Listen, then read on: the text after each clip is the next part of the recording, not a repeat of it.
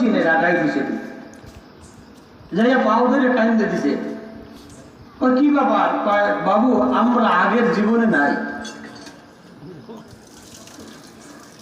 গত সপ্তাহেও আমরা অন্য জিন্দিগিতে ছিলাম, আমরা এখন আর সেই জিন্দিগিতে নাই। আমরা এক জায়গায় গেছিলাম বরিশাল জন্মায়।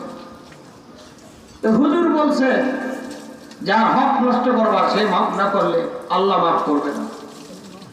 আপনি হিন্দু হইতে পারেন, আপনার বাড়িতে ডাকাতি হয়েছিল, আমরা ডাকাতি করছি, তাহলে আমার বাইন্দা পিটান জানিছি।